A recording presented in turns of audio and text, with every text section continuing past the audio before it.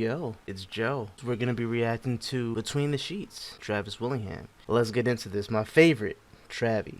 Hello, my name is Brian W. Foster, and on today's episode, I sit down What for an up, old-fashioned Brian? with Travis Willingham, discussing As I was told that this strapping young lad right here is Ashley Johnson's husband, which is so cool because it's like they're all like such a close-knit family. Like it brings a like they're really family. Like all of them are. It's just cool. It's just cool to see. everything from voiceover, theater, football, and becoming a father. All that and more today on Between the Sheets.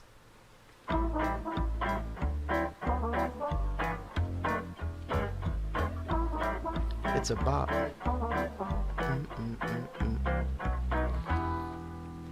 The stories behind the Travis? storytellers. Thank you for joining me.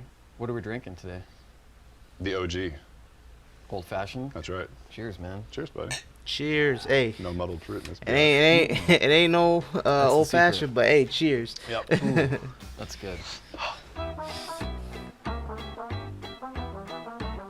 So you are a Texas boy.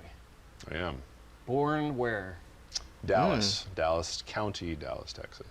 So Oh, what cool. was home life like for you? You have a brother. Yeah, my brother is 33. He lives in Dallas still as well. You guys have the same exact voice. Yeah.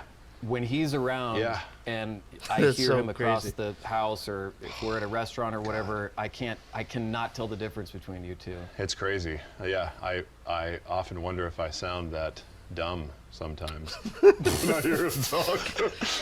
Or as smart. Is 'Cause that me? Hey, listen, bro. Everybody hates the sound of their own voice. I despise mine, so I get it. I think his voice is pretty fucking cool. He's got a really badass voice to me, but hey, you know. Because I hear him laugh, and I'm like, oh, that's a big dumb idiot laughing. And then I'm like, oh, that sounds just Probably like... how I laugh.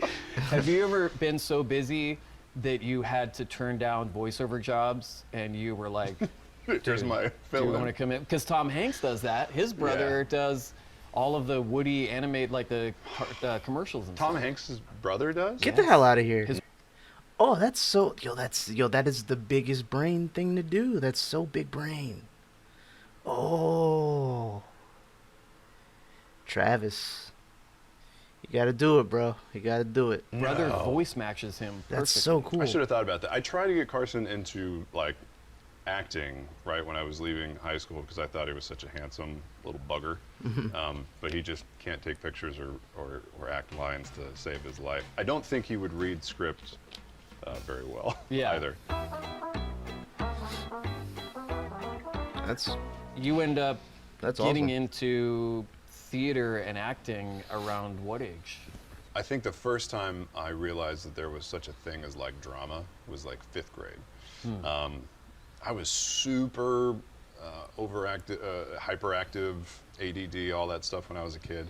And I loved cartoons so much, but I always say that I never really, I never understood as a kid that there was an actual adult behind like my favorite voices in Thundercats or G.I. Joe or Silverhawks or any of that stuff. I just assumed those were real things and real people and didn't know that was a job. My early years were in public school, and then we tried a little private school I stuff. mean, just to- I don't think that anybody really does as a kid really think about any of that stuff. Honestly, you know. But it's good that him coming to that realization and becoming more. I don't know what the word would be. I guess educated on the subject is kind of what sparks his interest in all this. I mean, that's pretty cool, you know. It's kind of one of those things where I'm sure when he figured it out, he's like, dude, that's so cool. That's what I want to do. And then lo and behold, here he is, because I was such a pain in the ass kid, and Laura was always like, "We're going to be cursed if, our kid's anything like you." Turns out the same way. Yeah, and I had an English teacher in the 5th grade at St. John's Episcopal School who encouraged creative writing and some dramatic readings in front of the class.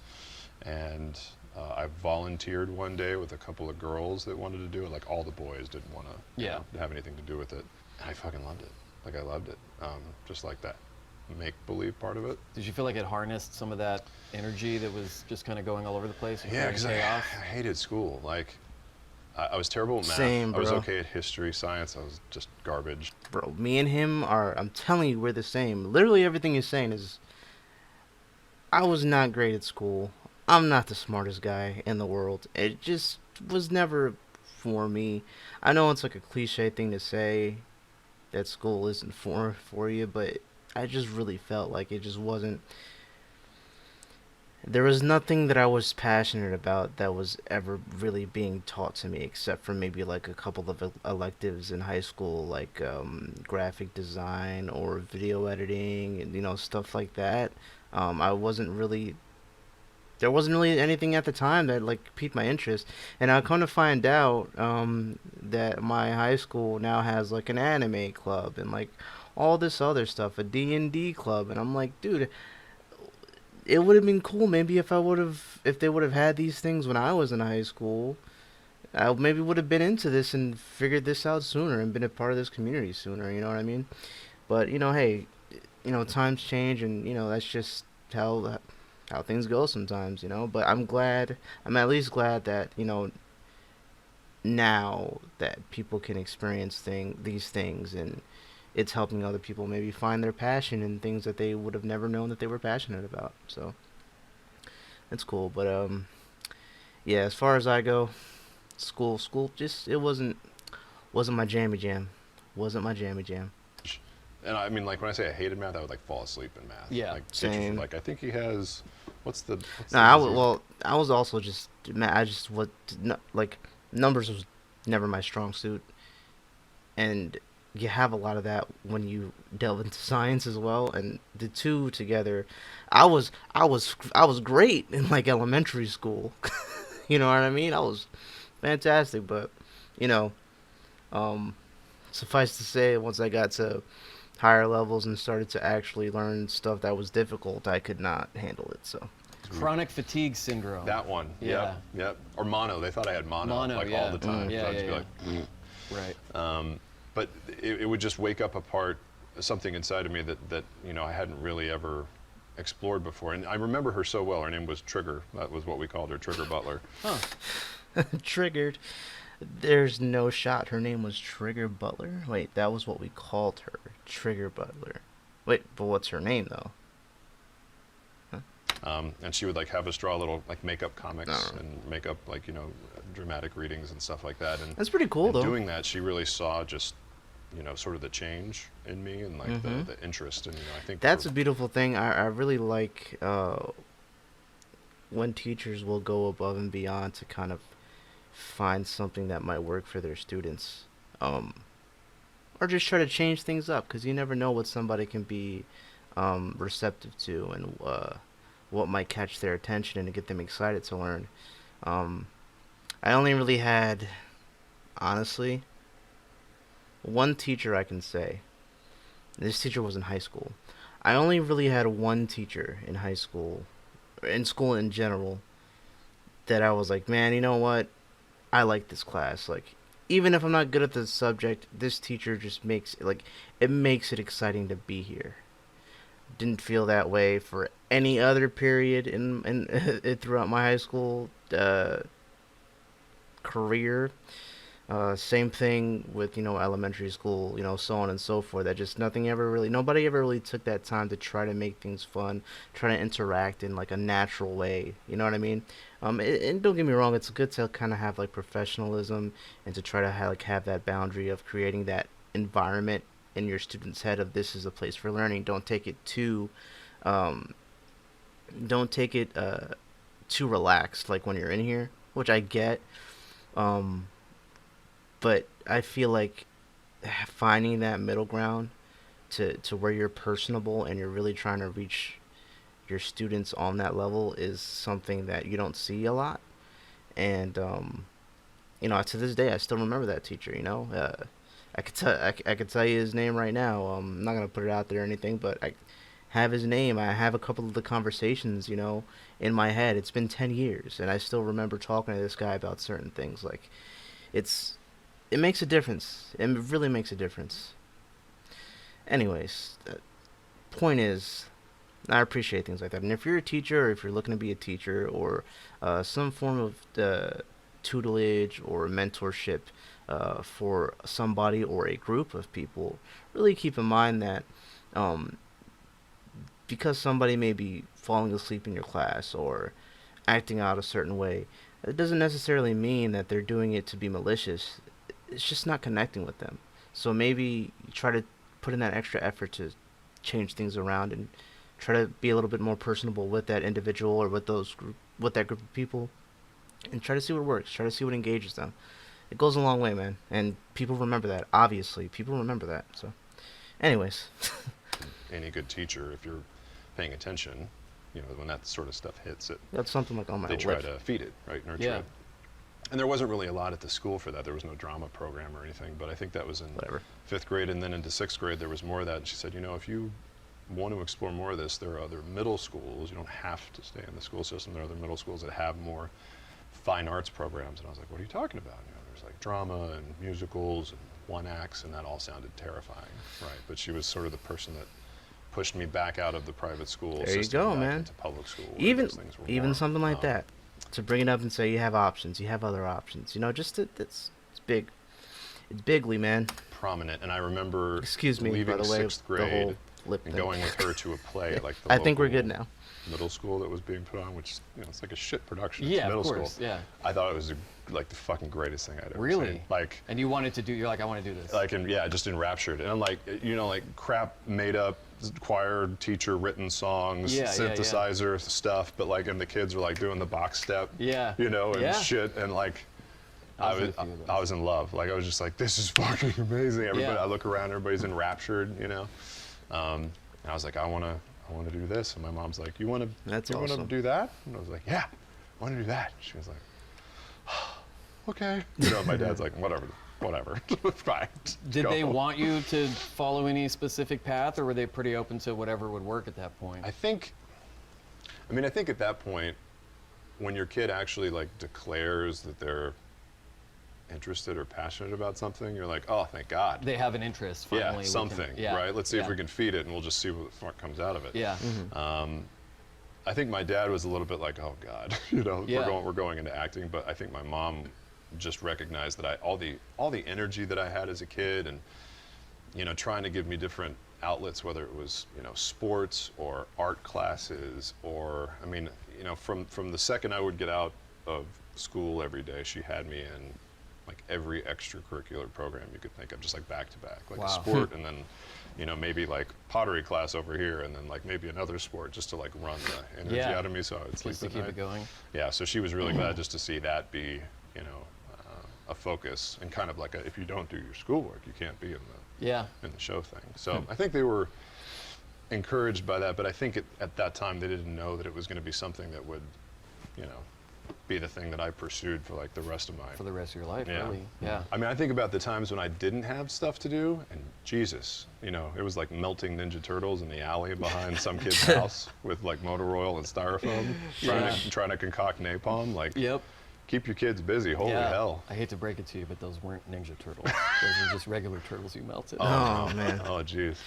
PETA's bad. coming after us. Yep. So then, did you leave that Episcopal school to go I did. to a school that had actual drama program and stuff? Yep. I left in the 6th grade. I went to J.L. Long Middle School in Dallas, which was right next door to the high school I ended up going to, which was Woodrow Wilson. Yeah. And Woodrow, the high school, was always known for its like very well-regarded fine arts program. Really? Lauded, Oh, sweet. like one-act plays and these really expensive musical productions. And I hadn't perfect seen place any, for any him of to that hone yet. I that. had just seen To hone the that middle passion. school stuff, and kids were bigger and they were older, and it was hopping back into like a crowd of kids that I had known from elementary school, but I had been gone for 2 years, so it was sort of like a reintroduction of that whole thing. And then, it's so funny, Laura had, I guess, a high school experience which I guess is pretty typical, where like the choir and the musical programs are kind of like the nerdy side of the school. She hates it, but at my school, the cool kids were in choir and musical. Like, Yeah. that's where the it crowd was. Yeah. Like, if you wanted to hang out with like the cool coolest, it kids? was in Yeah. the fucking show choir. That's weird. That's, Shit, could you imagine, like, like for me, the cool kids were part of the anime club. What?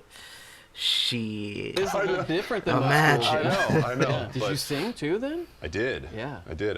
Kind of always sang as a kid, just because my mom, we all grew up in church, and so like she'd You're be there always singing stuff. belting her ass off, and I could sing pretty well. And then, sure enough, like sheet music, I had to learn, how to sight read and stuff like that, and the do, re, mi, fa, sol, la, ti, stuff. Didn't really retain it. Didn't take to that side of it, like the technical aspects of music, but I just loved like the performing, the energy, and stuff like that. Did the musicals there. Did a little bit of sports still. I had kind of fallen away from like sports, I guess, in that private school year time, just because we were trying to figure out what it was that I was inspired by or to do. And halfway through middle school, I kind of hit that crazy growth spurt where I grew like 6 inches in the summer, and all of a sudden it changed a bunch of stuff. What age were you in then when you started to get into sports stuff? Was it kind of 50-50 of sports and artistic stuff, or was one more dominant than the other? Yeah, when you were growing up? it was weird because I was always a slightly taller, but in weird proportions on my body. Like I was an automatic. We're just gonna go back to the beginning. I was an automatic C-section because my dome was too large. Yeah. Right. It was just one of those things like, ma'am, your sunset is too large. I've seen pictures. It's the size it is now. Yeah, it's like a balloon on a string. Yeah. It's kind of crazy. Yeah. Yeah. And when I was little, I'd have like a larger upper torso, long arms, but I could like tickle the bottom of my knee. Like my legs weren't super long, so it was just kind of gangly and weird. Having all the energy that I had, I tried every sport possible. My dad was massive into sports, right? Football, baseball, he loved basketball. Did he play anything, or he loved watching them and following the sports? Yeah, no, I mean, he didn't play anything professionally, but in high school, he would always tell me stories about how, in high school, sports changed his life. His life, like the relationships that he formed and the experiences that he had were things that he was going to remember forever, even when I was tiny. That right? happens. So, his baseball team, he knew all the way through high school and afterward. His football group, he still kept in touch with till this day. The basketball stars that he followed were things that I would love, and I loved football, but I wasn't really all that partial to like basketball or baseball. Yeah. And there were parts of him that I could see that kind of Disappointed. yeah, a little bit. But so being like this kind of lanky kid, one of the stories I like to tell, and I'll probably tell my son a lot, is in youth football. There are all these like youth football helmets, and then this one adult small, and then a bunch of other youth football helmets. It's just this domed kid.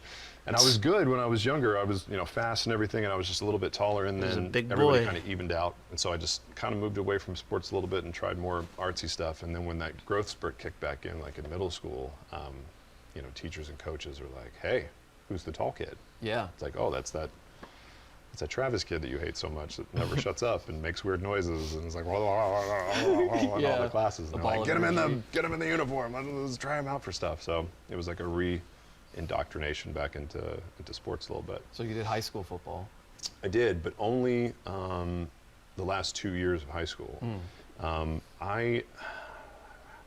It was so funny, even though I was growing taller, I was still like the nerdy kid that liked comic books and video games and didn't really like contact sports. Like a lot of other kids, I was bullied like a ton in elementary school and middle school. Yeah. So when I hit the growth spurt and I came back, and some of the kids that were like real true dicks that were all of a sudden like down here, there was a little bit of comeuppance for that. Yeah.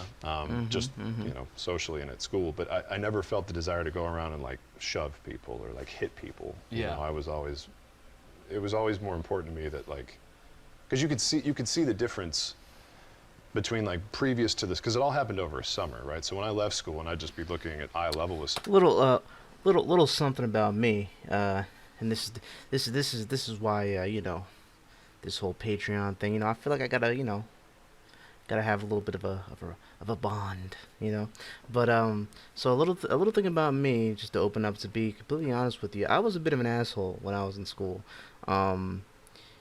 mainly in the beginning of middle school was a really weird time for me, and I look back and I don't understand what the hell was wrong with me, but I was a bully.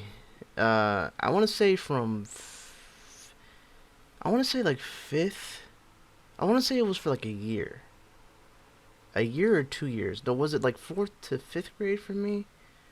Maybe it was like fourth and fifth grade where I was a bit of I was an asshole. Um, and I don't know what happened where the summer from fifth to sixth, I just switch like flipped in my head, and I just was not me anymore, right? That's not I wasn't an asshole anymore, and I remember very vividly to this day. And I remember this kid's name too and everything. This moment like stuck in my mind. I remember it so vividly. I remember the clothes he was wearing, like looking. I remember everything. So I went up to this guy that I was a bully to, and like I would be like physical with people, like push people around. I'm quite certain that I would probably hit people too. And I had like forgot about like it was so surreal. It was like it was something that never happened. Like I don't know why, just it just left my head, and like that's not who I was anymore. And then I remember walking up to one of these kids that I had bullied, and I went up and I said, "Hey, what's up, man?" And I went to like go and give him like a high five, and he flinched. That moment is like burned in my head for forever. Like I don't know why that like stuck with me, but in that moment I remembered being an asshole. And I remember like holy shit, like is this what I am to people? Like it's not what I want to be. And I feel like that was something as weird and cliche as it is. Something it was a moment that had like changed my life. And ever since then, growing up, me and him were friends. Like we ended up being really good friends by the time the end of middle school came up, like seventh to eighth grade. We were all like good friends. You know what I mean? Like me and the people that I had been assholes to. I had apologized, and I had we'd all become good friends. We'd hang out all the time, and it was like a beautiful thing. Um, but yeah, man, just don't be addicted to people, man, because they like you know that affects them. Like a part of me wonders, like shit, like was he walking around and having the few people that I was an asshole to, were they walking around, I guess, and like on eggshells, or did they feel some type of way like around people? Were they flinching around other people too? Did I give them like a complex at one point? You know what I mean? Like you think about these things, and as an adult now, it's just it, it's embarrassing, and if I could change that, I would, but at the same time, I do feel like it's a learning thing for to share. Like people remember those kind of things, and it takes a lot of restraint, I must say, for somebody to have dealt with that, and then have the power dynamic shift, and they have the restraints to not necessarily bully them back. Maybe like socially, yeah, like yeah, asshole. Now the tables turned, but to not kind of get revenge physically and do something to them takes a lot of restraint, takes a lot of maturity, I think, and yeah, good for him. And I just want to, like I said, I just want to kind of share for anybody who's experienced that, and yeah, if you if you have anybody in your family that's experiencing some sort of bullying, or you are bullying somebody, please stop. It is not a good thing to do, man, because you are not doing anybody any favors, and you are not cool. Uh, put that negative energy or whatever you're feeling, because I honestly don't know what drove me to act that way for that short amount of time, but put that energy towards something positive that's going to benefit you. Invest in yourself, invest in helping other people, invest in being something positive instead of negative in people's lives, because you never know what people are going through. Thank you for listening to my TED Talk. Let's fucking continue. Somebody, and then I came back and I saw them at school, and they were looking up at me slightly. Right, there was just a different like body language, and it always like bothered me. Yeah. And so I just wanted them to know that I was still normal. They weren't going to see me all of a sudden showing up and like shoving them and going like, "Hey, what's up?" Yeah, throughout the time that I've known you, you've been sensitive to, jokes or conversation about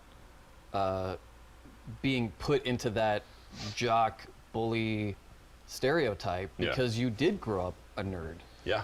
And were you one of the only real nerds that was doing, sports and into stuff like that, but also mixing with theater and musical stuff? Yeah, it was, and being in Texas, like all my coaches would call me like Thez for thespian and, choir boy Hey, yo, and all that Thez. stuff. And nerd is relative to Texas because, and I tell Taliesin this, I remember being in a typing class and seeing a Vampire the Masquerade book, big ass book, and leaning over to this kind of gothy kid that I hadn't really said much to, and I was like, what is that? And he was like, oh, it's Vampire. I was like, I like vampires, what's Vampire? And he's like, oh, it's a role-playing game. I'm like, what do you mean? He was like, What's that? We meet at the park at like 4 o'clock after school, and we pretend to be vampires. I was like, Sweet.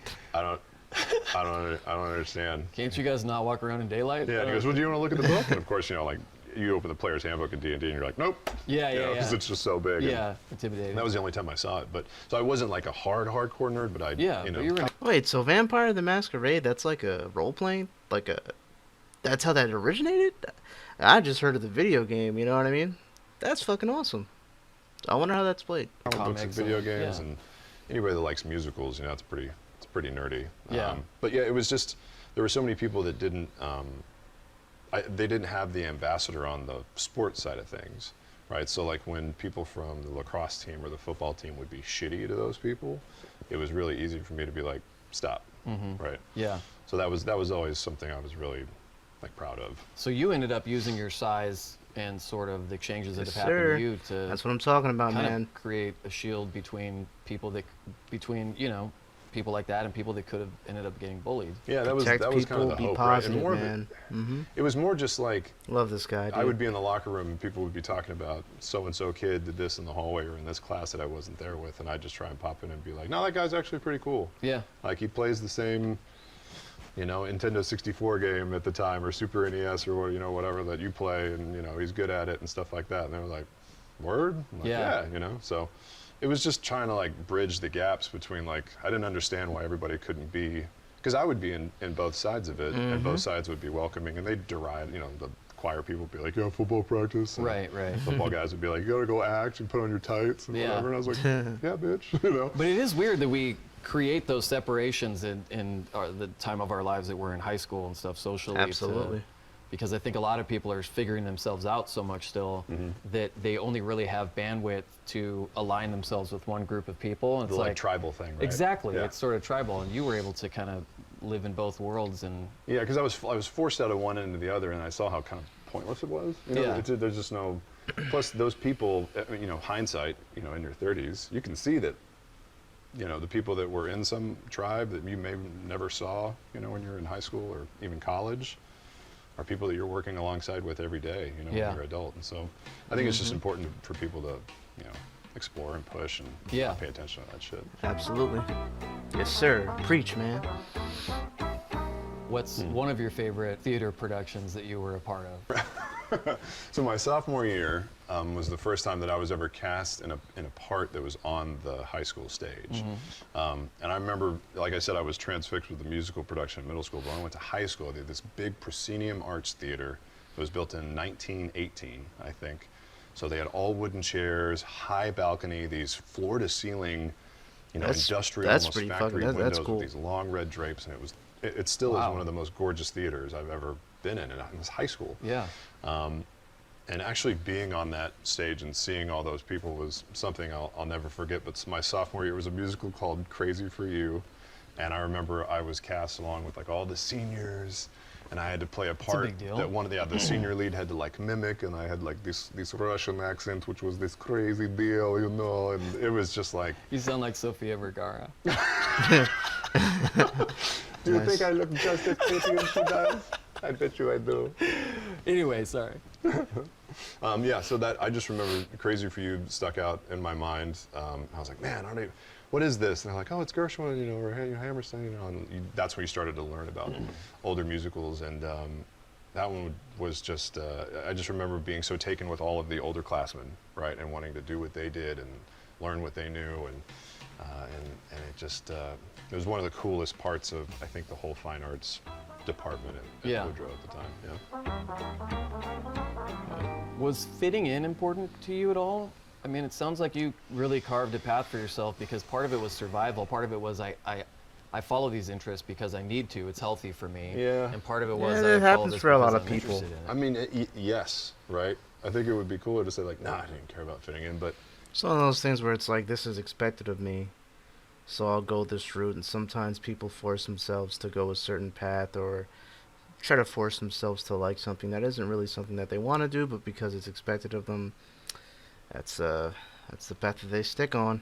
It happens. yeah, like the truth is that I was terrified in high school. You know, I was scared fucking shitless, and I was 6'2", 6'3", you know, at the Yeah. time. You know, nearing 200 pounds, and That's a big even boy. then, you become the unintended center of attention for certain things that didn't happen before. You might have been bullied before for being shorter, but Jesus, it's a whole different thing when you're the big guy. Yeah. Right? Because then you find people that want to find the big guy and like start some shit and maybe prove something when you haven't done anything. And I grew up in a high school that was like very mixed race. I think like, you know, white students made up like 11% of the population. So I learned Wow. very early just like how to Damn. mingle, right? And we had some serious like, we had some gang activity going on in East Dallas at the time. Yeah. And I knew a lot of guys that were in some shit. I think there were a lot of like jocks and other people that were like, no, I'm not gonna make anybody laugh. Fuck that. Yeah. Like, I'll make you laugh if it spares me anything, at Yeah. any point, right? It's Yeah. the easiest thing to give. Like Yeah. laughter just connects everybody. And it's such a tension diffuser. That was one of the earliest things that I learned there. That's true, man. Laughter brings people together, man. How Laughter and music, dude. That's what I think. old were you when you lost your dad? Right. I was 14, a freshman in high school when my dad passed Damn. from cancer. I think we found out when I was in 7th grade that dad was like sick, right? He had like tennis elbow. So we went in and got it checked out and, you know, like sat us around the breakfast table when you're like, you know, 12 and I think my brother was 9. They're like, Dad's sick. We're going to do some treatment and stuff like that. But we didn't really think much of it, you know. Yeah. And then they come back and, you know, a couple months later and be like, Dad, we're going to try this other thing. And so Dad's going to shave his head, you know, and try some chemo and stuff like that. Did you gather at that point the weight of what was going on, or was it still kept like from you sort it of? was so slow, you know. Yeah. I mean, it's because, slow and you he's know, so young. Internet, Yeah. you know. So cancer, That too. you would say it to another kid or maybe like to a teacher or like a Sunday school teacher, and you would see their face do something if they knew what it was. You're like, oh, is that bad? Like, I'm sure it'll be fine. Yeah. But it was such a slow process of seeing like, oh, his hair is going to go, oh, he's losing some weight, stuff like that. Yeah. And then, you know, we were like, it's taking years, you know, surely we'll work something out. And then in my freshman year, 1995, he finally passed when I was a freshman. Yeah.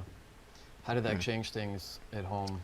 Oh man, I Since mean, going into freshman year of high school alone, as we've talked about with all this stuff going on, has its own challenges and its own fears and all that stuff. But then you sort of lose the anchor, one of the anchors in your family, and the anchor, The anchor, right? yeah. And I mean, my mom is the anchor of that family because she's shown us what like bravery and courage really is, especially Yeah. with everything that's going on.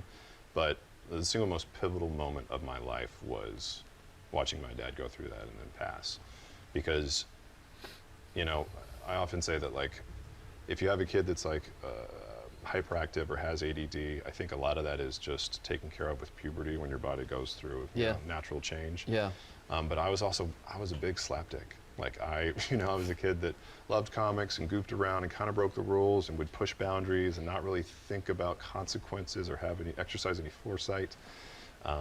And you know, my parents would always be like, "Why did you do that thing?" And I would be like, "I don't know." And my dad would be like, "That's not an answer. You had to have a thought in your brain. What were you thinking?" And I was like, "I wasn't thinking anything. I was just doing." He was Yeah. like, "You got to think ahead." And I would always remember him saying that. And so when that happened, it made life very real. You know, it was. Oh yeah. It took it out of the context of like, you know, the comic books or movies and watching things die and people be sad, but you didn't really have, you know, connection to yeah, it. you didn't have Yeah. anything that made it real. yeah, And watching how that affected, you know, my mom and my brother and just what it did to my world just changed everything in an instant. You know, I would say in the course of a month, I just became a different person. Did you feel like you had to grow up a lot faster because, you know, it was just Yeah. you two boys and your mom there? Yeah, I think anybody that loses a parent at that age, you have to, right? Especially if you're an older sibling. Yeah, I was going to say, you'd Yeah. pretty much take care of Carson after that and look out for him. Yeah, you know, and it's so tough when you're a kid that's still trying to figure it out because, you know, I remember thinking things like, you know, I wish my dad would see me in these shows. I feel like I'm really good, and he never did. He was even, you know, sick when I was in middle school, so he never made any of those. Yeah. And then all of a sudden I got really big, and I was like, man, I want him to come see me playing these football games. I'm destroying guys, and he never made those, and so that was tough. But I was trying to figure out myself so much that I often have a lot of regrets about not doing more for my younger brother, right, and not shepherding him through that because I was so focused on me. And you were so young, Yeah. too. So I mean, young. there's not a ton you even had the emotional bandwidth Yeah. to be able to be there for. Yeah. Because you guys were both so young when it happened. Really. Yeah, and then I mean, I understand you wanted to do more for your brother at that age, but at the same time, it's like, you know, like you're saying, like, do you even have the mental faculties to understand what to do and what's the right thing to do and help to shepherd somebody? How can you help someone when you haven't helped yourself? How can you teach someone when you're still kind of lost and you're not sure, you know, how to move on from something, you know? So, you know, can't blame yourself, man. Can't be regretful about that, Travi. I mean, it happens, man. There's nothing much you can do about that. So much about the human experience and what it's like to be a parent and what it's like to have, you know, a soulmate and have, you know, see your mom go from, you know, holding out hope to like, what's today like, you know? Yeah. And it was weird, you know, finally after like the funeral was over and stuff, going back to school and then thinking like, what's my mom doing like at home, like right now, all by herself? Yeah. So it was really tough, and it forced you to let go of like petty shit and really forced me to get my shit together. Yeah. Right? Because you could see that she was, you know, trying to keep everything together, and I realized at that point that the best thing I could do for her was to make myself not be a burden, right? Wow. Not be a problem. Wow. You know, if I could take care of myself, that was the best thing that I could do. That's a mature thought for somebody at that age, but ultimately, it's what was best for your family. Yeah, yeah, and I think there was a part of me that wanted to. You know, I don't know if that always happens in everybody, but that realization, I was like, that's what I want to do, right? If there's anything I can do to help her now, and all it is just making sure that I'm not a problem. Yeah. That's Yeah. what I want to do. You know? Do you feel like a lot of the connection that you had to sports growing up and still do to this day is because it is one of those things that you and your dad shared and that was so important to him, and Yeah. you definitely want to carry that on Yeah. in your life? Definitely. I love football. I love my Dallas Cowboys, our Dallas Cowboys. Yes. Yeah. Yep. And part of that is like, you know, especially now, people are like, how can you like football? You know, it's so barbaric, and there's this whole concussion protocol and CTE, and Right. you know, the game is more dangerous than it's ever been. There's also the argument it's the safest it's ever been, and that's all true, and all of it is true, and there's a place for all of it. But there's also like this tradition, right? And there are memories that are formed sort of in the colors of the uniform and just the experiences that you had with your family members. I always remember hustling home from church on Sundays, right? Central Standard Time, and Yep. trying to get home for the Cowboys game. And if we were lucky, we like shoveled in our food while my mom is yelling like, chew your food. You know, we're just like mouthfuls of Yeah. it. And then sitting there for the Cowboys game, and more watching my dad watching the game as he like cursed and yelled at the TV and trying to figure out what he was pissed about, but being like, yeah, with him, you know? Yeah. And if we were lucky, we would have like a, you know, like a root beer float or something Yeah. like that.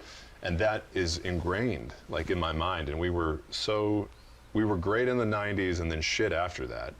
And it's funny how you want to see your team do well, almost for like the memory of that person, Yeah. right? To see them so passionate about a team, like when they start sucking or Wow. when things start going I didn't poorly, even you think feel about like this weight. something like Yeah. that. Or when they're really close to an achievement and they fall short.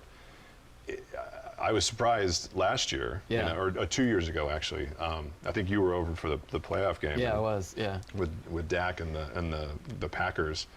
I started like tear up at the end of the game. And I was like, I'm sorry. I don't know. This is totally a surprise to me. It was the closest we had been in a while. That's right. And I could tell it was bringing up a lot of stuff for you because it is such an important part of your life. Yeah. It was for childhood too. It surprised me, I was like, I want it for me, but I want it for like the memory of my dad and like my brother and myself, and to like share that and to have something that's like good. Yeah. And so for me, the Cowboys will always be that. It's even if they're just garbage. You're like constantly hoping that they'll do more. And I am looking forward to making sure that my son has plenty of Cowboys paraphernalia just to choose from. Just to choose from. Because while we are in LA, there is a team here. I don't know what you're talking about. I know. What was the biggest lesson, or maybe just? I'm not a sports ball fan myself. I'm not really into any sports. The only sports I'll watch, if they're on, is probably UFC and boxing. I think those are the ones I watch the most. Like the Super Bowl just happened. Didn't even watch it. I don't care. So it's not a big thing for me. But hey. It's cool that people have like their passions and things like that. You know what I mean? People might look at me and I play video games and I like anime, and right now I'm trying to kind of get into the D&D community and the D&D world and see what that's about. So a lot of people might look at my interests and my hobbies and say, "What the hell is that?" You know what I mean? But I think that as long as you have a hobby, regardless of what it is, and if it brings you joy and it's not hurting anybody, that's a beautiful thing, man. Like whatever you like. I think it's cool to find a passion like that. The lesson that ended up sticking with you most to this day that you learned from your dad, either by watching him or something that he, actually taught you or wanted to pass on to you. That's such a good question. To me, my dad was like larger than life. Just such a character. He was somebody that would go into a room and tell a story, and he would have grown men in tears because he had them laughing, and they'd be red in the face, and these big belly chuckles. And he would always come home from these like sales and marketing trips and talk about how he had just like owned some presentation, right? He had gone into he worked with like the Salvation Army for a while, and so he would go into these military meetings, and they all looked like they were bored and tired of being there. And he walked in, and I remember him standing in the living room, and he would be like, I walked in and went, 10 hot! And like everybody like shot up, and he was like, all right, listen up now! And he was in the military for like a hot second. But just the charismatic energy that he had and the way that it would affect people, I always saw that was something that maybe I could do, and that the energy that I had as a kid could be channeled through maybe more of like a gregarious personality, right? That if you could entertain people and make them laugh, that you could really connect with them faster, right? And that was always something that I wanted to, I don't know, I hope, take from him or be able to like carry him. Oh, you have, man. You have, bro. You've helped to cultivate something beautiful in your friends and your family, and you've helped to cultivate a community of something great, man. You make people laugh all the time. You make me laugh. You're my fave. You know what I mean? So, at the end of the day, Travi, your goal was met, man. Mission accomplished, dude. Mission accomplished. Any particular lesson? There were a ton of, work hard, take care of your mom. No one comes before your brother. Things like that. Just family bond, blood, all that stuff. But just who he was and how he affected the people around him, that's how I wanted to make people feel that were in my life. Yeah, and you do. You definitely do. Thanks, I can say that. Thanks. Exactly, man. He does. So you go to TCU. Did you continue both acting and sports? I tried. Yeah. I tried. The football was cool, and I got like some scholarships and stuff, but I was a better swimmer. I was like a 50 free, 100 free medley freestyle swimmer, decent at butterfly as well. Yeah. And so I got some offers for football. I got like a real crappy offer to go to TCU for swimming, but I showed up, and man, they swim 3 times a day, and I wanted to do acting, and so the theater scholarship that I took didn't leave a lot of time for sports. Oh, yeah. So I was like, all right, I'm going to give this theater thing a shot. And so that was when I kind of transitioned from sports and like team sports into just like weightlifting, right? Yeah. Just going into a weight room and trying to figure out what the hell you did in there for an hour. You know, you see people wandering around and they're like looking at themselves in the mirror and their sleeves are cut off and you're like, what the fuck? I don't know what these fucking machines do. Like, does my head go there? Like, you don't know. You don't want to ask like the guy and go like, hey, bro, like, what the fuck does that one do? Yeah. You know? I have a hard time picturing you walking into a gym and not knowing what to do with the equipment in there. Just It like seems everybody there's else. Never a time where that would Nope, be true. just like everybody else. I would walk in and look like real confident, right? A bunch of gum in my mouth. And like, it maybe if you were lucky the machine didn't. Look around like. Meanwhile, in your head, you're like, what the fuck does any of this do? But you're chilling like, I'm gonna hit that one up. What's going on? What's going on? I'm here, I'm ready to get down. And in your head, you got no fucking idea what you're doing. have the You faded just wing instruction it. panel on the Yeah, side yeah, you where it could like kinda told Always ask questions when you're at a gym. I promise you, nobody's gonna mind. And nobody's paying attention to you if you feel embarrassed, I promise. If you ask somebody what to do, they'll tell you what to do. If they've got the time, they might sit there and help you with a couple reps, help you, you might make a friend. But as far as being embarrassed about going to a gym, nobody cares, dude. Nobody cares about you, man. Nobody's paying attention to you. Everybody's too focused on themselves. Like he said, dudes looking at themselves in the mirror, chicks looking at themselves in the mirror. Everybody's just focused on themselves, trying to get their workout in. Just a little bit of advice as far as that goes. told you which muscle group it activated.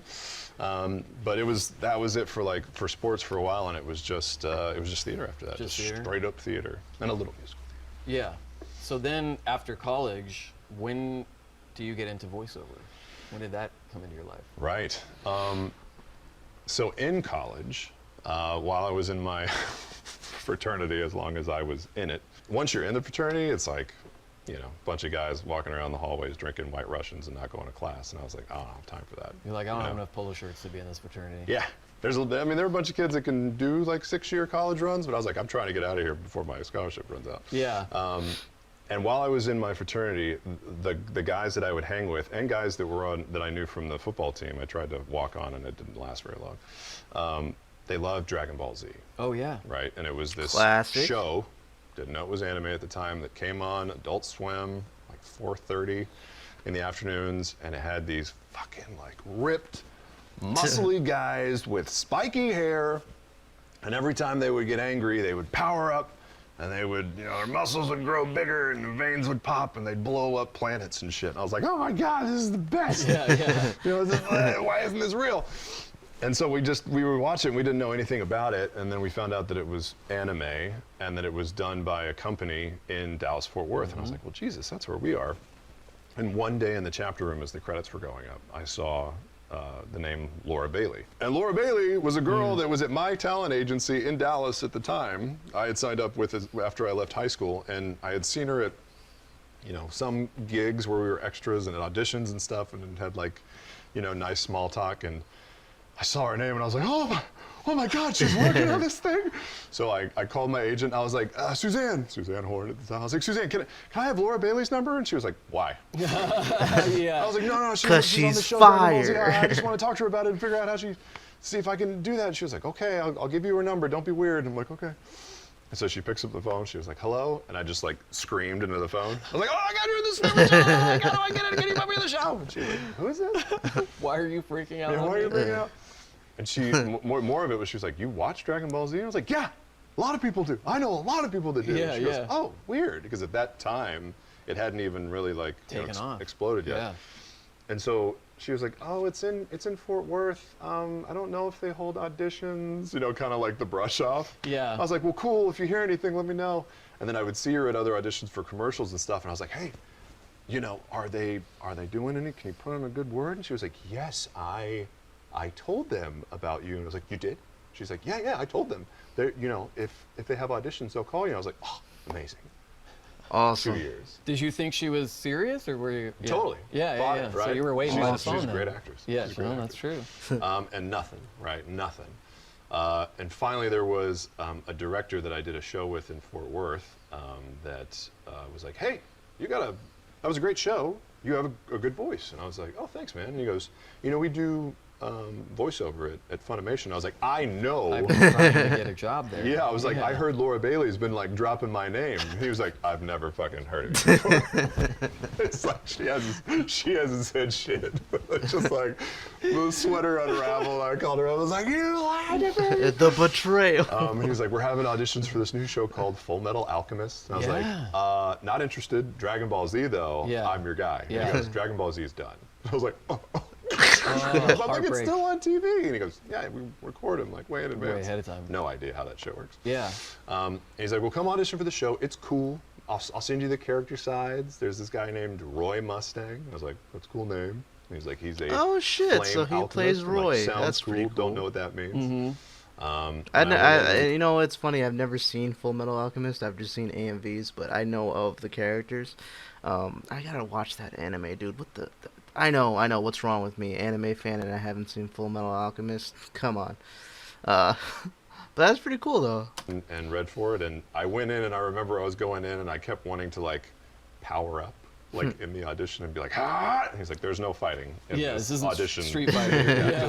Just read." And I kept trying to like act, and he was like, "Okay, you've never done this before." I'm like, "No," and he goes, "Okay, just talk. Just talk. Stop trying to act. I can tell you're a great actor. I saw you on the stage. Just read the lines to me like you were talking to me." And that's after like 10 minutes, and that went okay. I didn't totally fuck it up.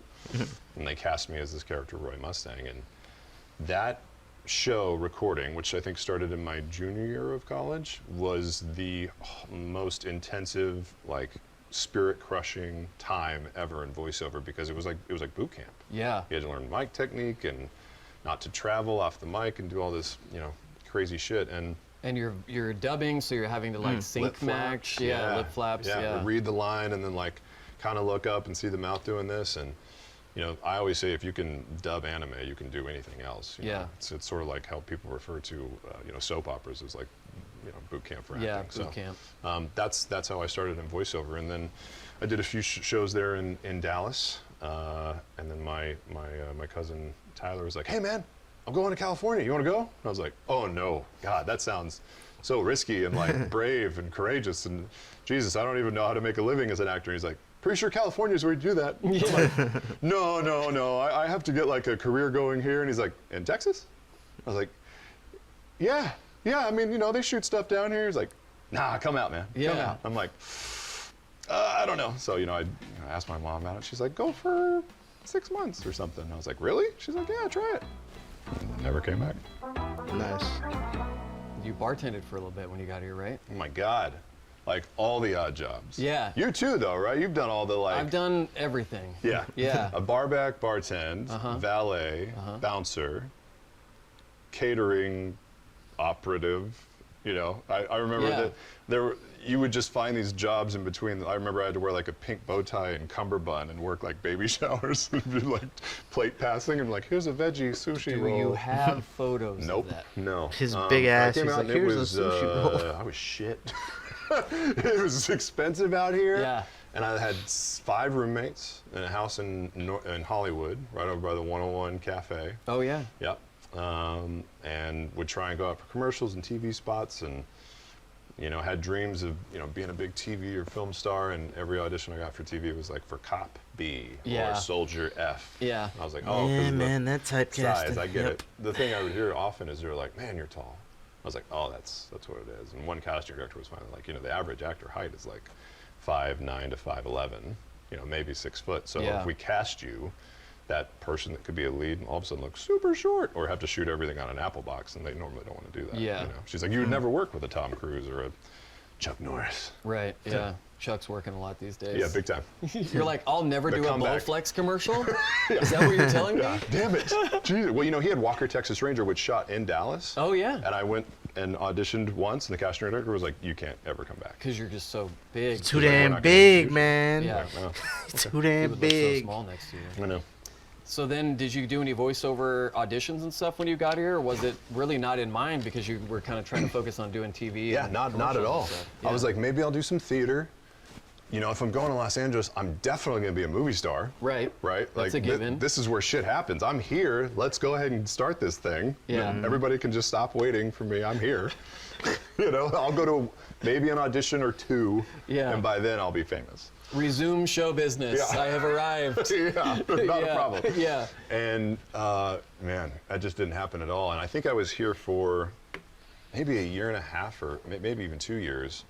And I was working with an agency, Imperium 7, Marnie Anhalt, Yeah. who we know. Yeah. And she said, you know, hey, you've got like a good voice. And I was like, hey, thanks. And she was like, do you want to read for like video game copy? I was like, what the fuck are you talking about? Yeah. And she was like, we audition, you know, characters in video games. I was like, right. There's Yeah. acting in video games. Yeah. Right, of course. And I was like, I would love to do that. I mean, and I told her the story about like, you know, cartoons, never really thinking they were real people. And she goes, we auditioned for those too. And I just like had to stop. And I was like, you do cartoons here? She's like, where do you think they did them? And I was like, I don't know, not in the United States. Right. Maybe Canada, I don't know.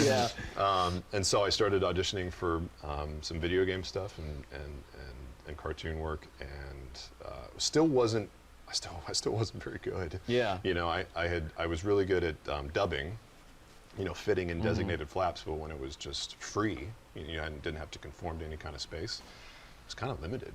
You know, I found myself really like nervous and too cautious to like take chances or do anything unique or just make a bold choice and stick to it, right? You think that's because you didn't have the experience yet? Yep. Yeah. Yeah, experience and just nerves. Yeah. Right? Like,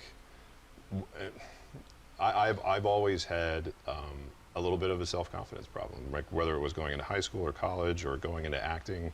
You know, I think of all the things that are going against me, whether it's All the things you're being doing too tall wrong. or having too deep a Yeah, voice, man. or I saw her facial expression. That definitely has to do with me, even though it might not, right? And I just like started second guessing myself, and it took years to realize that if you're there for the audition, that time is yours, right? And in any casting situation, they want you to be the person. They want you to be amazing, so they can stop casting. Right. Right. They want you to be incredible. So make that time yours, and who gives a shit like how it goes? If it sucks, then just let it go, because there's going to be another one, and that's a hard lesson to learn, and it took a long while for that to sink in. Absolutely.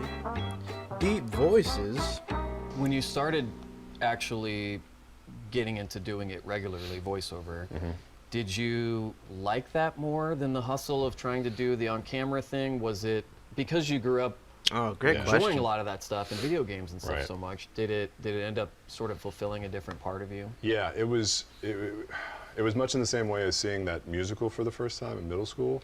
Like doing voiceover, I was like, oh shit, these are my people, right? Because I wanted to be in TV and film, and would still like it just because it would be fun to do. Yeah. But it wasn't anything that I was like aspiring or dying to do. You know, I love movies, I love films, I'm a huge fan of Harry Potter and Lord of the Rings and all these things, but that's just because I'm a fan, right? I love voiceover because you're not confined by any of those other things, and the things that I love about theater, which is you're not confined by the way that you look, what your stature is, the color of your skin, what your voice sounds like. You can change all that shit with your voice, makeup, costuming, right? Yeah. Really use your imagination. You're all sharing in this, you know, inclusive participation of the mind, right? Yeah. And voiceover is the same way. And so when, you know, I would see a picture of like a grizzled 50s scar down his face, bald, with a cigar hanging out of his mouth, one eye missing. He's all in like this mech armor holding some big space rifle. I was like, oh, I don't think I'm supposed to read for him. He was like, you can't sound like that guy? Yeah, you Oh can. shit. Hell yeah, I can. Now that you I mention guess I it. could try, you know, or, you Yeah, know, yeah. something. And that sort of introduction takes time as well, because there aren't a lot of people that will pop in and go like, hey man, you know, you can do this. Most of the time you show up and they're like, can you do this? Yeah. Right. So Yeah. for a lot of like young actors, the biggest advice I give is like, get over the fact that you'll go to a class or meet a teacher that's going to all of a sudden make you amazing. Start practicing, like reading and doing voices like a psychopath in your own room. Yeah. And Like get a used to being a psychopath. boob. I mean, Yeah. that's what it And takes, maybe though, your man. roommate hearing you or It takes you, you know, just kind of going off the walls and just trying different things like that. You know, just experiment with it, man. Have fun with it, and kind of get out of your comfort zone because you never know what'll happen if you do. Something like that, and then when that's ready, Like that's how then you you're ready to perfect go that and type of audition. stuff. Yeah, you know? because if you can conquer that sort of, embarrassment or whatever, Yeah. then when you're getting in a room and there's a bunch of people behind the glass that are, all on their phones or whatever. Not giving a shit. Exactly, Right? yeah. I mean, they're hammering away on an email, and you're giving the performance of your life. Yeah. They couldn't give a shit, and you're like, I'm bombing it. You're dying in a trench over here. Yeah. Yeah. They're like trying to figure out how to. Are you not crying? Take the- Are you not crying at this performance? Are you not entertained? Are you heartless? Yeah. Yeah, speaking of that, like in another way I can relate, I did speech and debate for a little bit in high school, and because I had like, believe it or not, I was I was fairly shy, especially because I had moved to a new town, uh, prior to high school. Like that summer that I would have been a freshman is when I moved to this new town. So all of my friends that I had had previously in the town that I was prior, I lived in that town my whole life, so I knew all the people. My friends there. They were my friends from when I was a kid to to when I left. So it was like a new experience for me to like go to this place and like meet all these people, and I kind of like had difficulty like talking to people and interacting with people. I was a little more self conscious, like I just w- I, I was a little more afraid of what people might think of me. Nowadays, no matter what I'm doing, no matter where I'm at, like if somebody has something to say about me liking anime, I'm like, yeah, I like anime. It's fire. You should watch it. I always tell people that the only reason that you're not into anime is because you haven't seen the one for you yet, because there's an anime out there for everybody. But whether it's video games or people are like, oh, you're a gamer, you game all, yeah, I like video games, like, whatever people might think of me, I don't really care anymore. Um, but back then it was kind of rough for me to kind of uh, uh, interact with people there and like kind of make friends, and I was super shy. Anyways, my point in saying this is that I got into speech and debate because of that, because one of my best friends, he's still one of my best friends to this day, um, that I had like met initially, like the first one. He was in it. He told me to get into it. He said it'd help out, so I got into it. And I remember like my first time at a tournament, I actually got third place at the tournament. Um, and I was like shocked, because when I was uh, performing my piece at one point, I noticed people like on their phones, not necessarily paying too much attention to me, and I'm like, damn, like I must be bombing this shit. But you never know; it could be something else. Like it could be something else going on, or you're still pretty good. You just you never know. So, anyways, my point in that being, it might seem like you're bombing, it might seem like you're not doing a good job, but no, you actually are. People are digging your stuff. I wasn't first place, but I was third place at my first tournament, being somebody that was super shy. I never did that shit before, so hey, you can do anything as long as you put your mind to it. You got it. Having grown up playing video games and then watching animated stuff and getting into voiceover and all of that, at what point did that take over and you go, okay, I think this is actually where the career trajectory is going. I'm going to take the leap of faith and quit these other jobs that I'm doing because I want to just focus on this 100%. When did that point come for you? Man, I don't even remember the year that it was, but it was entirely based off of finances. Yeah. Because LA, half of it is just surviving, right? Just paying for rent, making sure you have enough for some fucking ramen noodles. And, Ramen hopefully noodles, your baby. utilities don't shut off. Enough gas to get to the audition. Yeah. I had roommates as long as I could, just to try and keep rent down. And then I remember I had an apartment in like Koreatown that was, it was some shady biz. Yeah. I had one of the like tiny 400 square foot apartments that had the the security door on the door of the apartment inside the building. Wow. Yeah. But I didn't care. I was like, Yeah. secure. Right. Safe and and once secure. there were enough jobs to quit being, a valet and a bouncer and doing all that other stuff, because, staying up late at night doesn't make you very bushy-tailed in the morning. Then I really started trying to push that more, and it was like any sort of job experience, like work begets work. So even if it seemed like the most insignificant job, you know, it led to something else in a connection that somebody else heard, and then that led to something else. And so that momentum helped a lot. And it was a real easy conversation just to say, like, you know, I might have to drive for 45 minutes to get to this audition that I won't book for this TV commercial, and drive and maybe get a parking ticket. Yeah, you know, in LA, a $350 parking yeah, ticket. and then drive all the way back, Jesus. or I can audition from my closet and send out 10 voiceover auditions. You know, Yeah. so that was like, clearly this is much easier to do, and if it pans out, it pans out. And it did, you know. Yeah. So I just kind of followed. Yes, sir. Sure I did. guess where the road was going, you know. Shoot your shot, kid. At what point did Laura Bailey stop seeing your name come up on the caller ID, and instead of throwing her phone across the room, Yep. she started, you know, smiling and getting excited that it was you on the phone? How did that? Because you guys knew each other when Yeah. you were younger. We did. We actually dated. Yeah. In the college years, we were in an independent movie while we were both in college, and like young actors do, had a little fling. You know, definitely went to like BJ's Brewery restaurant, wherever it is. Yeah. We get like a bucket of Coronas, and then went and watched Freddy versus Jason, and it was just like, you That's know, a good date. romance. It's Yeah. just straight romance. I like that. But being, you know, a young college idiot, I was an asshole, and you know, like eventually one day I was like, I don't want to get locked down. I'm just gonna. Come Yeah. on, And she man. didn't take that very well. Well, I would hope not. If she's holding you down, man, screw all that other. Oh man, that's me. That's me. I mean, luckily I got a good one with me right now. She is truly amazing.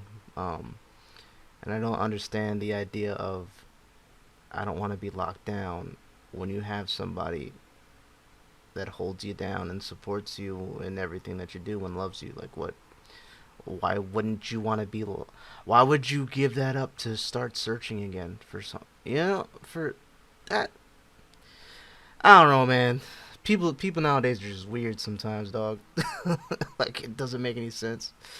I know. Yeah. She was like, oh, fuck you. Yeah. So there was a number of years where she was just like, we didn't talk, and I had moved out to LA, and we both had like these separate serious relationships. She had one, I had one that lasted for a few years, and they both, as the universe would have it, kind of ended around the same time, and put us sort of in the same general area. And I, Because she ended up moving out here. well, Wow. I profusely apologized for Yeah. being a jerk, because as we were in that same space, the Ice Queen was hitting me with some daggers. Yes, right? sir. Just Yes, like I was sir. feeling the chill, and so I was like, all right, I'm sorry, I was a jerk. Yeah. Please forgive me. I'm a better person now. She was like, okay. And she was like, I'm thinking of moving to Los Angeles. And I was like, well, hey, that can be really hard. I could, you know, help you find an apartment and introduce you to some people and just try and return. I also have a very secure apartment, Apartment in Korea in Korea. to stay over. There's a door outside my door. Yep. Yeah, there are multiple doors. And in no way will your life be in jeopardy going from your car to the apartment building. Oh. And during that trip where I was trying to help her find a place to stay, you know, some sake bombs may have happened. I may have snorted some unfiltered sake in No. an attempt to impress her at a beachfront. Nice. small- Good job, bro. Unfiltered sake Yeah. to impress a Listen, girl? you know, Tom like Cruise sang "You've Lost That Love and Feeling," right? Classic. I snorted unfiltered sake into What my a nose guy. through a straw, What a guy. kept a straight face, and That's told her impressive. that it was refreshing. Wow, that's impressive. Did it Okay. so well, she bought that shit and did it herself. Right Wow, then. yeah, that's Right impressive. then. What I was her kept, like, reaction? it was pure murder. Like pain, screaming, the waitress going, "You guys need to keep it down." Yep. And that led to our romance. Beautiful. You've done some on-camera stuff, The Guardian, the legendary Thorin Joe Tuck Knuckles? episode, which is still Big Jane. my wallpaper when you call me. And then It really is, isn't it? Secondhand Lions is another one. That's right, yeah. Hey, it's Mike okay? Oh, so there's a couple of people on here. I don't know their names off tops, but there's a couple of faces here that I recognize. Wow. Wow, that is so cool. The people don't know you did mocap for the Frost Giants in the Thor movie. Yes, that's Oh, true. cool. Yeah. Did you hurt yourself on that? I did. I was so excited to be cast to do mocap on in the Thor movie. Yeah. I was like, does this make me a part of the MCU? And he was like, sure. He's like, just Whatever. sign the goddamn Yeah. paper. You know your dude." face isn't Yeah, gonna be you're there. gonna be here for 2 hours. Who gives a shit? So during the first day, there was a sequence where the Frost Giants were supposed to run off this shelf, and it's like 4 feet off the ground. You know, run off this shelf, jump, and then as you're coming down through the air, you know, punch the ground, and a bunch of like ice shards are gonna spread out. You know, and I was so amped up that I went and ran and jumped off the platform and threw my fist into the ground as hard as I could, and it's just concrete with a layer of carpet over it, and just like shattered this knuckle, and like my whole hand turned purple. But I did it, and I came up and was like, he's like, you okay? It was really loud, and I was like, I'm fine. Yeah. I'm good. Yeah. I'm ready to Meanwhile, his go hand is like, again. woof, You want to do this one more time? And on the second one, it was like, Yeah, just open. like trying to palm. throw a ball with your left hand. Yeah. Yeah, all the dinosaur appeared at the T-Rex. It was terrible. But yeah, But you were so stoked to be there. It was So like, stoked. I'm gonna push through. I believe that Sir Kenneth Branagh, director of Thor, Yes. personally selected me to I think play so, too. his multitudes of frost giants. Yeah, I think so too. I don't know if that happened, but in my mind, Yeah. it did. You could tell pretty much anybody that, and they'll believe you. Yep. Because they'll say, "I never saw that one," Yeah. Or I don't know Kenneth Nice. Branagh. or "I don't know who Nice. the fuck Kenneth Branagh is." Yeah.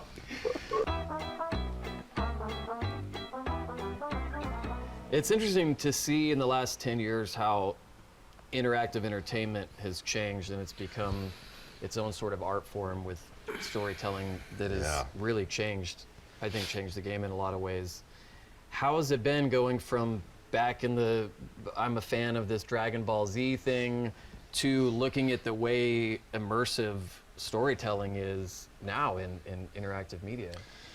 I mean, it's been so incredible because I was one of the people that saw Tomb Raider, right? The original Tomb Raider with the blocky head and everything, Yeah. and the camera would move around, and I was like, man, it won't get any cooler than this, right? Or even earlier than that. What was it Pilot Wings on Super NES? I forget. Like that one it I was the don't first know. time that it would turn 360 degrees, but with facial mocap the way that it is, and the narrative storytelling now of The Last of Us, Red Dead Redemption, things Yeah. like that, where it really drops you into a story. Angry Birds. Angry Birds. Angry Birds. It's just changed it so much, and it's made it so much more special for us, because it's one thing if you go into like a video game session and you know that you're gonna adopt some sort of a voice or speak up here and be real cartoony and whatever, and you're gonna yell RPG grenade, get back, they have our flag, Yeah. we're losing this fight. Yeah. We are losing. We're losing this fight. That's been said in our headphones a million times. Yep. Those sessions are great, but it was really different to see the level of storytelling and the level of emotion that was portrayed in those games. What Troy and what Ashley did was not only impressive, but it just set a whole new bar. Right? Yeah. You were like, man, we can do so much in these games. Mm-hmm. There aren't a ton of games and developers that tell those stories, and so it made it all that more precious. Yeah. I always hope that one day I'll be able to work on a Naughty Dog game, but I was so thrilled to see Laura be able to like dig in and show Yeah. her chops in Uncharted. Uncharted and Lost Legacy. Yeah. So impressive.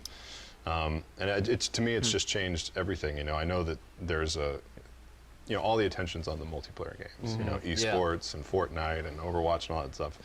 But man, I want to get lost in the game. Right? There's a lot of conversation about that right now. About Yeah. this? I remember at E3 this year, there was a lot of people talking about, is this the death of the single player? And I wonder. I remember talking to you Yeah. about it and going, no, Nah. Don't do it. because we do love. I mean, No, you and man, I. there's never gonna be a death to single player. Like a single player game is always gonna have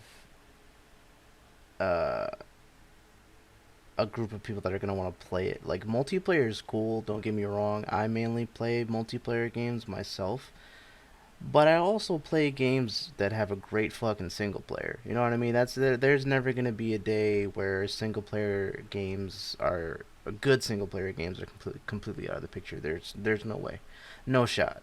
I have lost years to Call of Duty. Oh, yeah. And, you know, Halo and different Endlessly. first-person shooters. Yep. But then GTA. the ones that we end up sitting and talking about The Last of Us Factions. Can't wait for part 2. for hours are the stories, Yeah. the story-based games. Just the brutal ones, right? Like, I mean, there are ones that you can get in and spend a couple hours to relieve some stress, and that's great, right? Yeah. Or even the competitive nature and try and be as good tactically and performance-wise as you can. But man, to be fucked up over some opening cinematics because a character lost their daughter before the game ever started. Bro, I cry every time. It create every time. Shits, bro. If you know, you know. If you know what he's talking about. Yeah, it's... What a phenomenal job by the actors. The performances in that fucking game are... Both of them are out of this world. Darts, and to have you go like, what just happened? Yeah. That is, I had my best friend, actually the one that I spoke about that got me into Suspicion of 8. I had him, he doesn't play video games, but I had him play that.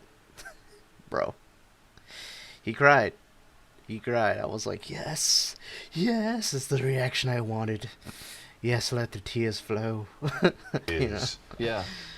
that to me was everything. An you know? emotional reaction after 14 hours of playing something makes sense. Yeah. To be able to hook you in and to affect you in that way right away, it was like, wow, this is a different type It's of a beautiful storytelling. medium, Yeah, you man. hear people talk about those video games where they talk about the really almost era-changing movies, right? Like Godfathers and things like that. People that were like, I had never seen or heard or felt emotion like I saw in that movie. And Uncharted, Last of Us, those moments, right, are sometimes the first times that people have been like, I felt like I was responsible for that, or For that life. I felt in myself Yeah. like grief or regret because I had my hands on the controller. I wasn't passive third person watching the film, you know, and I could still be emotional and be like, yeah, that happened on screen. Like I was responsible or there for that moment. Yeah. And that's where else can you make that happen? you No, know? yeah. It's the beautiful Well, medium of video They game, have man. in D&D, but That's true. Or D&D. You get a call or an email or a text that says, come to this D&D game for ultimately as like a birthday present for Liam O'Brien, who Yeah. we had all known for a long time before this home game had happened. Yep. Were you reluctant at first? Were you like, I'm not going to get this, or were you No. gung ho? No. I want to try this out. I want to dive in. So I knew it was coming, and again, that early vampire book that I saw with Taliesin, right? So I always I would go into the comic book store, and if I wasn't trying to sneak back past the 18+ curtain to go look at like heavy metal and other stuff, Yeah.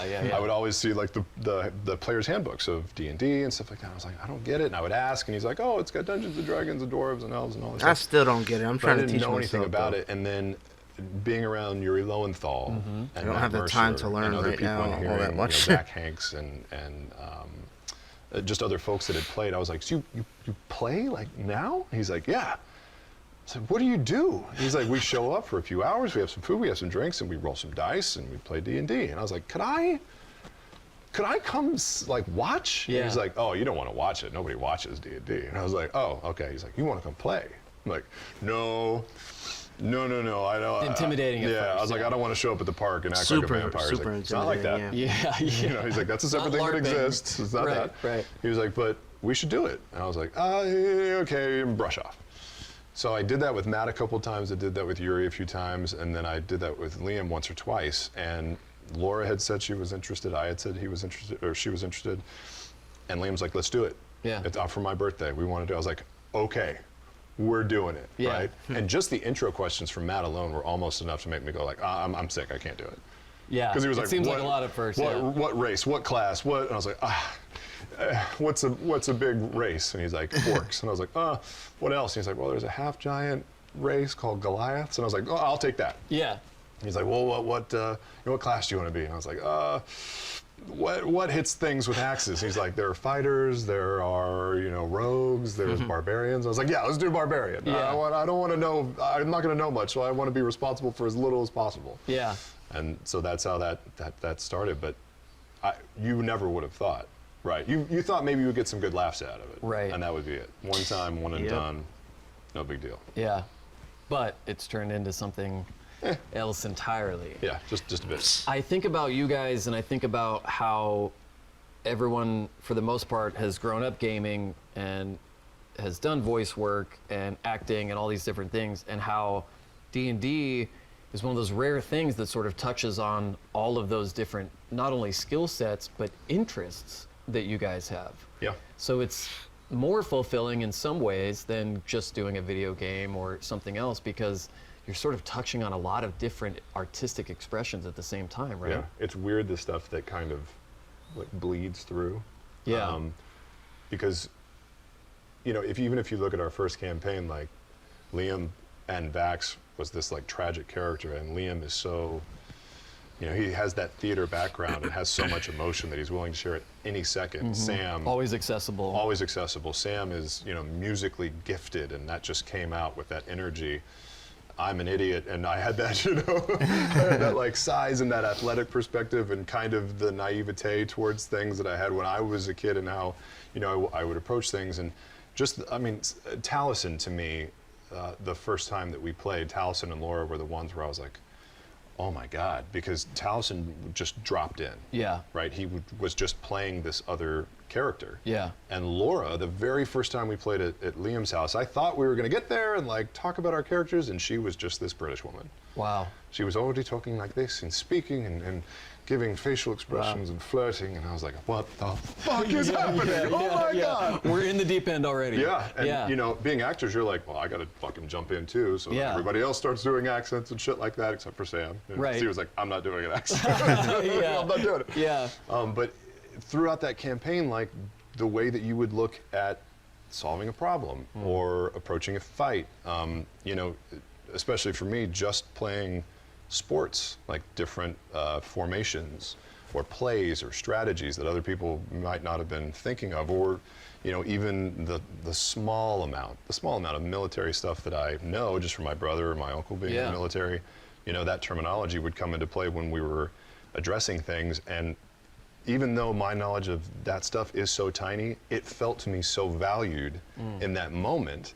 And it made it all that more special, because I was like, I don't know anything about tactics. I wouldn't ever be able to like lead or advise or do any of those things. But in that moment, like, it was worth something. Yeah. And that was so strange to me, right? And when it came to charming somebody or talking our way out of something, Sam was there with his fucking finger mustache and, you know, his immigration badge. And he was just like, what? Like, what? Customs officer. badge. Yeah, Customs yeah, badge, yeah. yeah. Yeah. It was just crazy to see how everybody adapted to these new things. I mean, I know Laura. I'm married to her. She was this like wink, haggle, sexy, flirtatious, deadly woman, you know, and I'd have to look at her and be like, you're still here, right?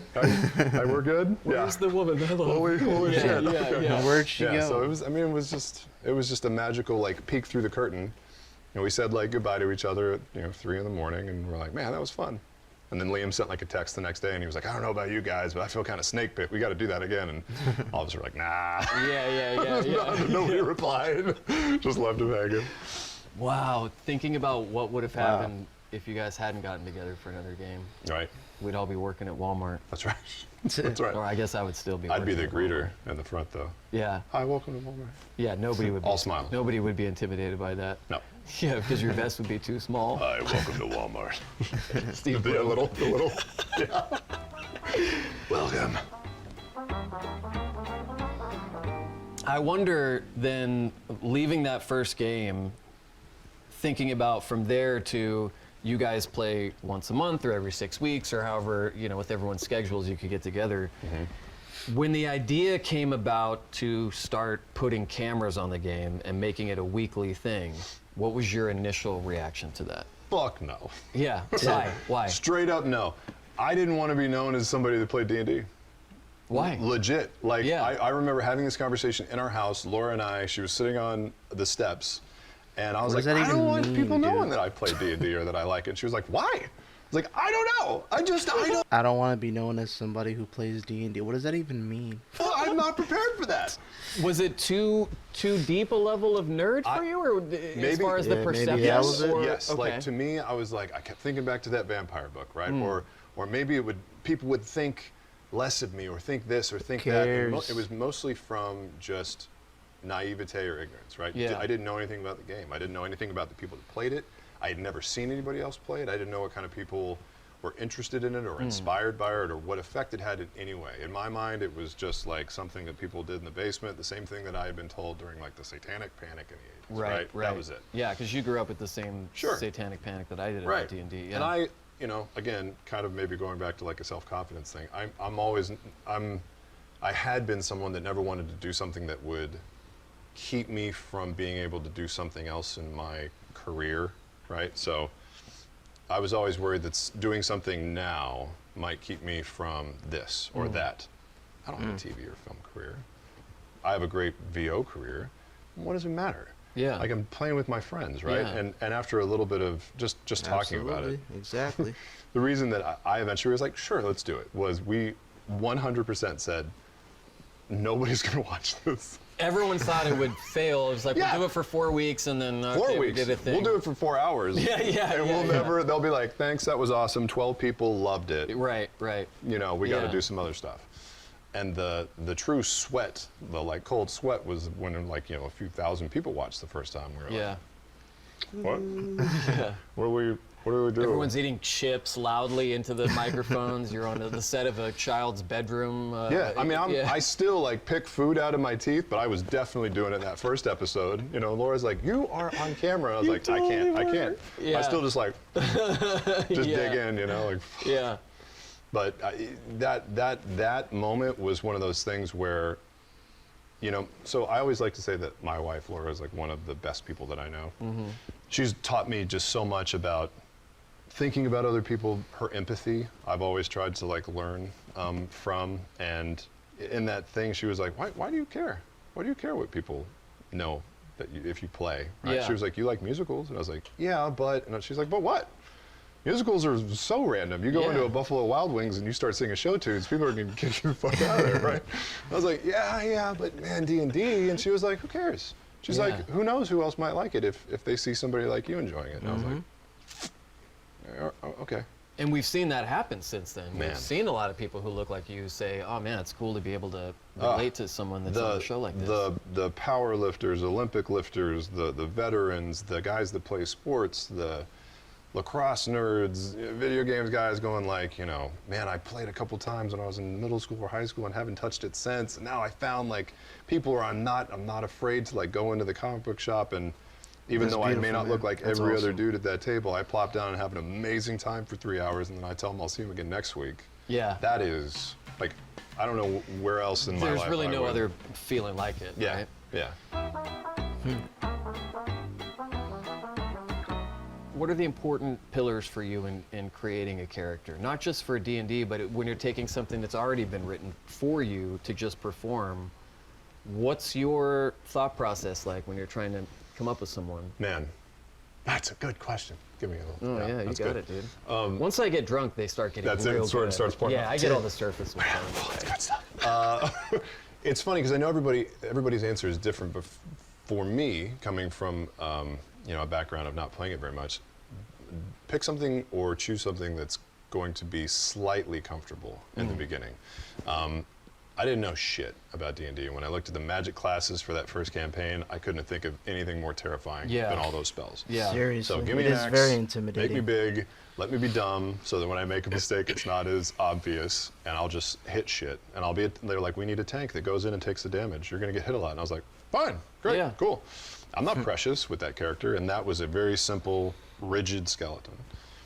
As we played, and you start seeing what the other characters are and how they relate to you, then you start like slapping more clay. And even, I mean, I don't think anybody was more surprised than I was at the sort of like characteristics that he would start to show, like loyalty and protective, you know, Yeah. qualities, and really having the sense of honor, even though he's a complete moron. And that was really, I loved him so much because it was so freeing just to turn off all those filters that you've accumulated over 30 plus years and just be like this raw, exposed nerve that, you know, can affect and be affected by so many things. Yeah. After that campaign was over with, I was like, A, I gotta have magic, because Yeah. I'm gonna have magic. Yeah. And two, he's going to try to speak more eloquently to people. That I don't know if, I think it's both of us. Like, A, I am not terribly, I'm not very Oh my God! Right as I start trying to answer, I'm saying, You got it, bro. You got it. talking to people about that. I'm not very good I'm not good. stuff. Bigly. Basically, Like I think, and even in his story, Ford, he's not he's not the person previous to the adventuring party that would like talk to everybody. He's just trying it out for the first time, which is a lot of what this character was. And I said the last one was so far from, I guess, me. Like, let's incorporate some parts of myself that maybe make it feel a little more. Was Fjord dangerous? campaign Like a 2, little I maybe believe? closer to maybe? home. Is it Yeah. campaign So that 2 or if, is it campaign 3? you know, the reaction is no, poor. they just might started hurt 3, a so little it'd be bit 2. more, right? I saw a lot of things in like Liam's character's choices and Talison's and Laura's where there was so much emotion, and Grog never cried, right? And I was proud of that afterwards. And then I was like, you know, I might be being a little bit of a bitch about this. Like maybe I'm playing it too safe. Like half of the game could really be exploring like the risk and the emotions of that. So I put in a little bit more And exploring yourself. stuff that has to do with me, and it's going to lean into things that do require more of a risk, and I don't know how it's going to go, but you're willing to take that chance. yeah, like make it comfortable in the beginning so that when the opportunity to roll the dice comes around, I can go for it. Yeah. Like the only thing that I don't like in sports and in D&D is when people fucking play it safe. Yeah. It's so boring, right? Yeah. Boring to be a part of, boring to watch. Yeah.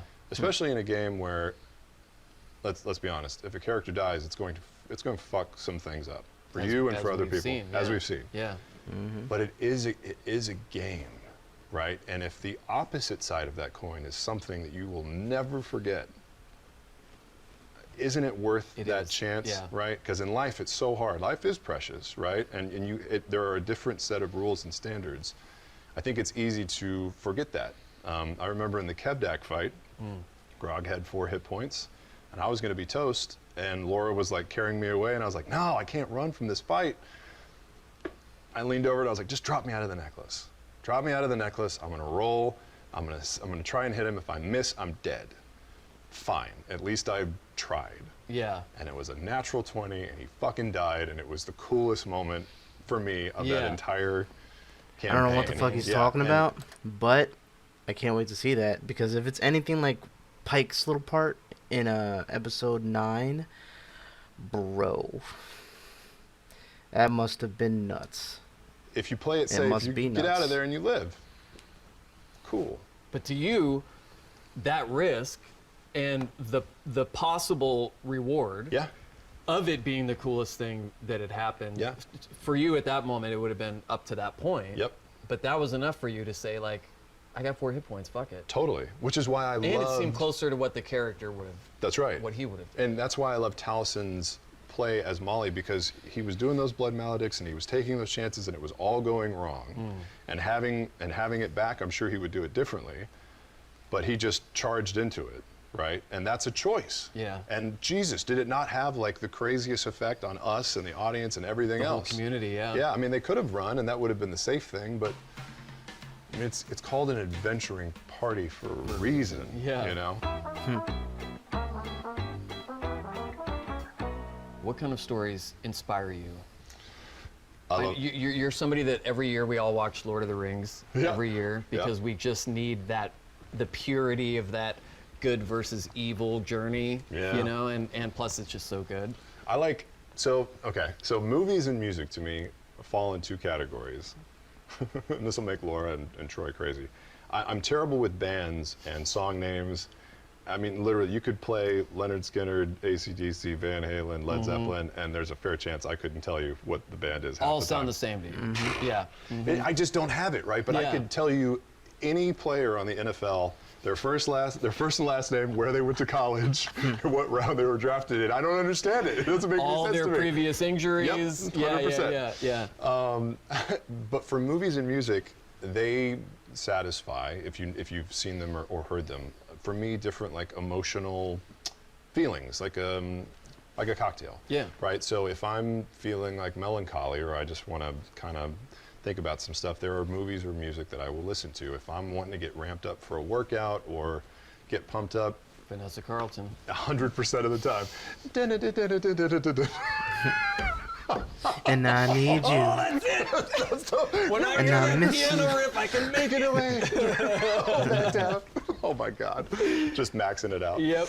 But when I met Laura, I was like listening to Linkin Park and Tool and Great my bands, Primus days great and Metallica and all this stuff. And she was like, God, that's so aggressive. Is that like you? And I was like, I don't know if it's me, but there are just parts of me. Like I was very angry, mad, and confused after my dad passed, and Yeah. figuring out high school and going into college. Like that sound nurtured and echoed what I was feeling, and so I listened to it. And I felt very at home listening to those things. But I'm also a guy that loves fucking show tunes. It's true. Right? Like true. half the time when I'm driving to a session, I'm listening to Hamilton. You've got the whole or- soundtrack memorized. Yep, once or anything, and I know it all, and I'm singing it as loud as I can. I'll look over and some guy's like looking in the car, going like, "You okay?" And I'm like, "Yeah, no problem." But for me, like stories, they fulfill like a thing. So I love sports movies, right? Because I want to feel those goosebumps. I love fantasy storytelling because I want to believe that those places exist. Harry Potter, to me, is a mix between like wonder at the magic and the storytelling and that was crafted, but it's also like this chicken soup, because when you hear all those, British accents, young and old, especially like Richard Harris into the, just hearing that old sound, Oof, I remember that's- like damn, just he wanting to nailed fall that. into the TV and thinking it was the most amazing thing I'd ever heard. Plus, as a voiceover person, the Irish and Scottish and that's dappled in there. Those are things that I love to just lose myself in, and Yeah. I'll watch them hundreds of times. Laura's like, "Oh my God, Harry Potter's on again. You're not even watching it." I was like, "I know, but it's in the I background." or need The it on Hobbit. because it's comfort food. Yeah, like the Hobbit. I'll watch the traveling troupe of Oakenshield as they're Yeah. coming together in his home. Just that part because of the food Washing and the then smoking the plates pipes and singing oh my God, doing all this stuff. Yeah. it just feels. I don't know. It just feels good, and it reminds me sort of our game and what I picture while we're playing. So Yeah. different movies have like different things for me. Blade Runner, 2049, 2049, yeah. Oh my God. I Yeah, get it. I've I been mean, I watching feel that way watching certain movies too, and listening to certain music. It just certain music, certain movies, just certain forms of media and entertainment can kind of bring out certain emotions and kind of take you mentally to a place, that you might not have really been feeling unless you listen to that. It puts you in a better place. In your head mentally. It's therapeutic, dude. I get you 100%, Travis. That one more and more just because the way it's shot is so wide and vast and so beautiful, and the sound, just those like, boom, like it.